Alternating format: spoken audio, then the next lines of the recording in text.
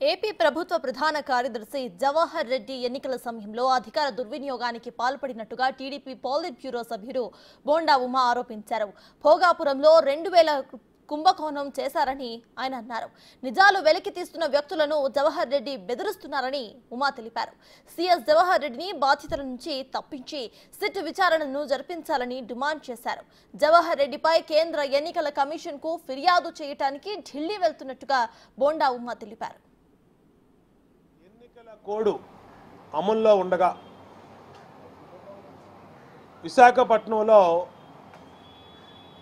ఉత్తరాంధ్రలో పెద్ద ఎత్తున భూదోపిడీ జరిగింది. దానికి తాడేపల్లి అలాగే చీఫ్ సెక్రటరీగా ఉన్నటువంటి జవహర్ రెడ్డి వీళ్ళ ప్రమేయం ఉందని స్పష్టంగా ఆధారాలతో సహా వార్తలు వస్తూ ఉన్నా సిఎస్ జవహర్ రెడ్డి ఆయన ఒక రాజకీయ నాయకుడిలా మాట్లాడుతూ ఉన్నాడు. వచ్చిన ఆరోపణల మీద ఎంక్వైరీ చేయించుకోవాల్సినటువంటి చీఫ్ సెక్రటరీ జవహర్ రెడ్డి ఆయన ఆరోపణలు చేసిన వ్యక్తుల మీద బ్లాక్మెయిల్ చేసే విధంగా మాట్లాడుతోంది. ఒక రాజకీయ నాయకుడిలాగా ఒక పొలిటీషియన్ లాగా మాట్లాడుతూ ఉన్నాడు.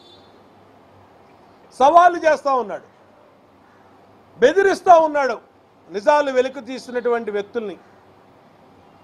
నేను అడుగుతా ఉన్నా జవహర్ రెడ్డి గారిని, మీరు మీ మీద వచ్చినటువంటి 596 జీవో ఏ విధంగా మీరు ఆ జీవోని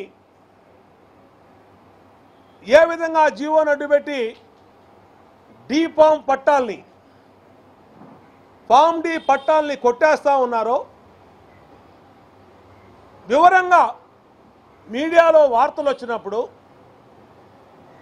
దాని మీద మీరు ఎందుకు విచారణ జరపలేదు? ఎలక్షన్ కమిషన్ కూడా జవహర్ రెడ్డి ప్రవర్తన కానీ ఎన్నికల సమయంలో ఆయన అధికార దుర్వినియోగం మీద కానీ అనేక సార్లు ఇప్పటికే కంప్లైంట్లు కూడా చేశాం తెలుగుదేశం పార్టీ నుంచి. కానీ ఈయన అధికార పార్టీకి ఒక తొత్తులాగా వ్యవహరిస్తూ ఈయన అధికార పార్టీ సీఎం పేషీ నుంచి సీఎం అండతో సీఎం బంధువుల అండతో పెద్ద ఎత్తున భోగాపురం మండలంలో భూములు కుంభకోణం చేశారు. దీని మీద ఈరోజు ఢిల్లీలో తెలుగుదేశం పార్టీ కేంద్ర ఎన్నికల సంఘానికి ఫిర్యాదు చేస్తున్నాము.